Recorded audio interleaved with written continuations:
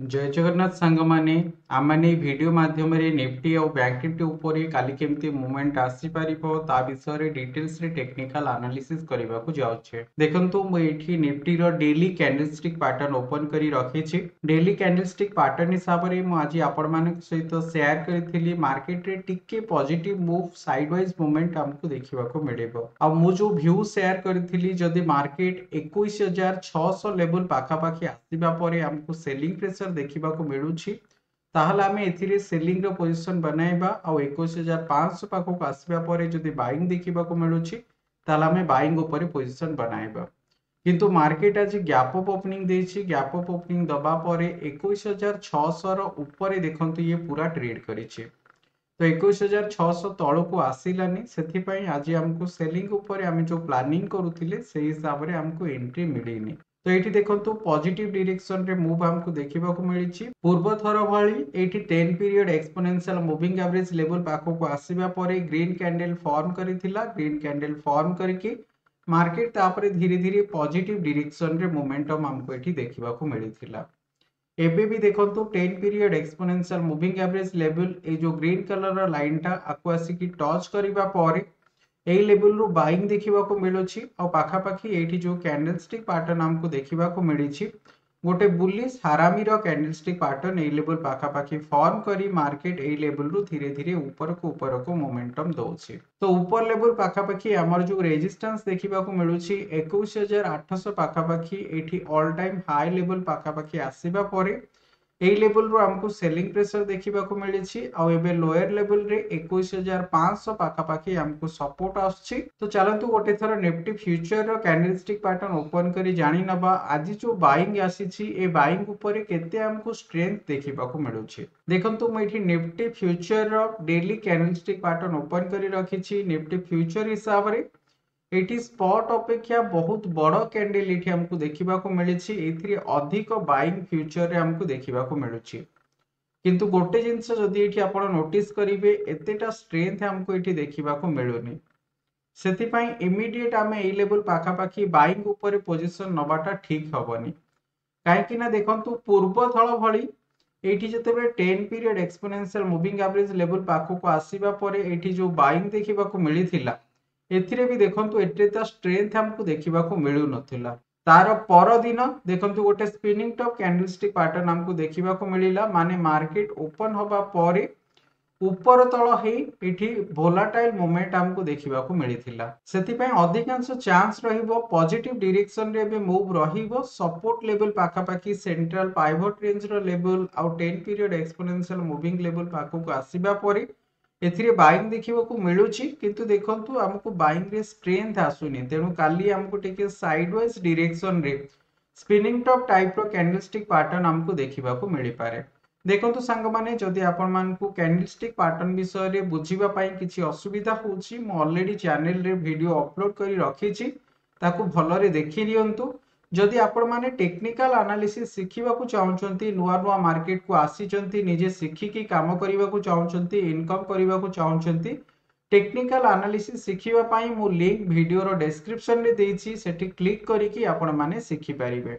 तो एठी देखंतु काली जदि आमे माने किछि भी पोजीशन नबा हमकु गोटे रेंज भितरे मोमेंटम आसीबो तेनु छोटो स्टॉप लॉस छोटो टारगेट हिसाब रे आमे सपोर्ट आ रेजिस्टेंस देखि की काम करिबा।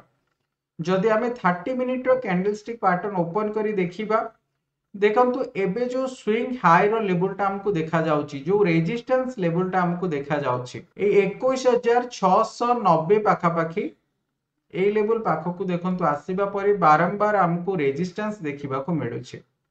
ए लेवल रो पूर्व थर हमको सेलिंग देखिबा को मिलिथिला। तो एटा देखंतु गोटे फास्ट टॉप ए लेवल पाखा पाखी फॉर्म करिछि आ मार्केट ए लेवल पाखरे आसी की क्लोजिंग देछि माने एटा गोटे डबल टॉप रो लेवल मार्केट फॉर्म करूछि।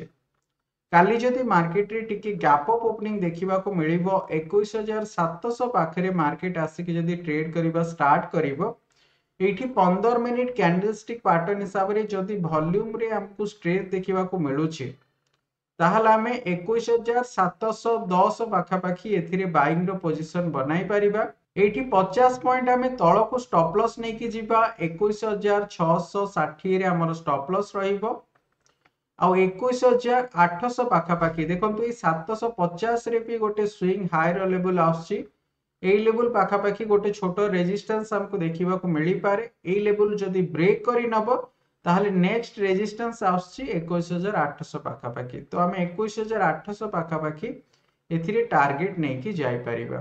দেখন্তু সাঙ্গ মানে মু जो भी লেভেল কহিছি তাকু নোট করিকি রখন্তু, যেতিকি রিস্ক কହୁଛି তাকু নোট করন্তু। মু গোটে থর ডিসক্লেमर भी देई दउची stock market subject to market risk. एथिरे काम कले हमको रिस्क नहीं कि काम करने को पड़ी थाए, से मु जेतिकी रिस्क कहूची जदि आपण माने सेतिकी रिस्क नहीं कि काम करि परिबे ताहाले एथिरे एंट्री करिवे, नहले एथिरे एंट्री करिवेनी। तो देखंतु एठी जदि मार्केट तळको आसुची, आमी तो अबे मार्केट जदि ऊपर को आसीबो ता विषय रे डिस्कशन कले, किंतु जदि मार्केट एई लेवल रु तळको आसुची भारी, कहीं जो सपोर्ट लेवल हमको एबे देखिबाको मिलेछि। आज देखंतु ए ट्रेंड लाइन पाखापाखी बारंबार आसीबा पर एथिरे हमको सपोर्ट देखिबाको मिलेछि। जदि मार्केट 21,620 पाखापाखी आसुची भारी, ए ट्रेंड लाइन को 20 period exponential moving average level को जदि ब्रेक करिकि मार्केट तळको आसुची 21,620 पाखकु, एठी हमें सेलिंग रो पोजीशन बनाई परिबा। तो देखंतु हमर जो स्टॉप लॉस रहिबो 21,670 रे, आ जो टार्गेट नै कि जिबा 21,520 पाखापाखी हमें एथिरे टार्गेट नै कि जिबा। काहे कि ना हमर देखंतु जो स्ट्रांग सपोर्ट लेवल आछि 21,500 पाखापाखी, सेति पई मु आपन मानकु को लेवल रे एंट्री करिवे, बाइंग करिवे आ सेलिंग करिवे, दीटा जांक लेवल आपन मानक सहित टेक्निकल एनालिसिस करी शेयर करदेली। चलंतु एबे बैंक निफ्टी विषय रे जानिबा। बैंक निफ्टी रो डेली कैंडलस्टिक पैटर्न मु इठी ओपन करिछि। डेली कैंडलस्टिक पैटर्न हिसाब रे जो ट्रेंड लाइन तळे मार्केट काम करूथला 4 रु 5 दिन हेई गला, क्लियर कट हमको लोअर हाई लोअर लो पैटर्न देखिबा को मिलुथिला, सेलिंग प्रेशर देखिबा को मिलुथिला। तो देखंतु एबे सेही ट्रेंड लाइन को मार्केट ब्रेक करिकि ऊपर आसी क्लोजिंग देछि। आउ एटी जो कैंडलस्टिक पैटर्न टा फॉर्म करिछि, जदि आपण माने कैंडलस्टिक पैटर्न सिखिलेनी मते गोटे थरो कमेंट सेक्शन रे कुहंतु एटा को टाइप रो कैंडलस्टिक पैटर्न फॉर्म करिछि। गोटे थरो वीडियो को पॉज कर दियंतु, एटलीस्ट 2-3 सेकंड पई पॉज कर नियंतु, तो मते ई कैंडलस्टिक पैटर्न रो नाटा गोटे थरो लेखिकी पठांतु। काहे कि ना देखंतु मार्केट गोटे सपोर्ट लेवल पाखरे आसी काम करूछि 47,500 पाखरे।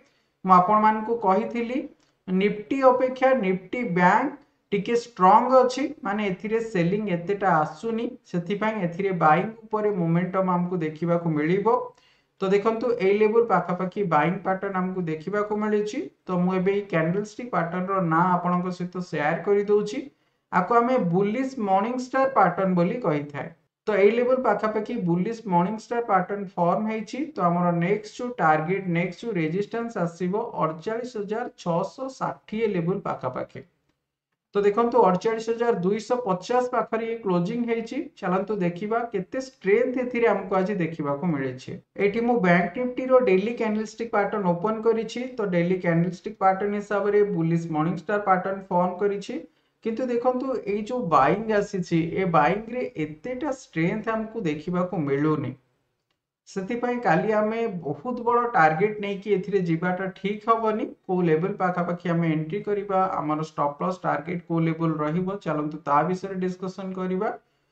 देखंतु जदि मार्केट रे टिके बाइंग हमको देखिबा को मिलिबो 48,450 पाखापाखी 430 पाखको जदि मार्केट आसुछि, एई लेवल रे हमको रेजिस्टेंस मिलिबो, यार ऊपर लेवल पाखापाखी आसीबा परे हमको रेजिस्टेंस मिलिबो।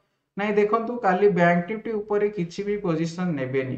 काहे कि मना करूछि, काहे कि ना एठी इमीडिएट 100 पॉइंट ऊपर हमको रेजिस्टेंस देखिबा को मिलुछि। तो मार्केट टिके वोलेटाइल रही पारे, एठी बारंबार स्टॉप लॉस ट्रिगर करि पारे, आ रिस्क टू रिवार्ड एठी टिके सपोर्ट करूनी। सेति पय बैंक निफ्टी ऊपर किछि भी पोजीशन काली न नबा पई मु आपण मान को सजेस्ट करूछि। देखंतु आमे एठी निफ्टी और बैंक निफ्टी ऊपर को भली एंट्री करि परिबा, हमर स्टॉप लॉस और टारगेट को लेवल पाखापाखी रखिबा। आपण मान को सहित डिटेल्स रे टेक्निकल एनालिसिस करी शेयर कली। जदि आपण मान को वीडियो माध्यम रे किछि सिखिबा को मिलि थाए, वीडियो को लाइक करंतु, आपण को फ्रेंड सर्कल रे आकु शेयर करंतु। चलंतु पुणी देखा हबो आसंता काली एमती गोटे भलो इंफॉर्मेटिव टेक्निकल वीडियो को नै।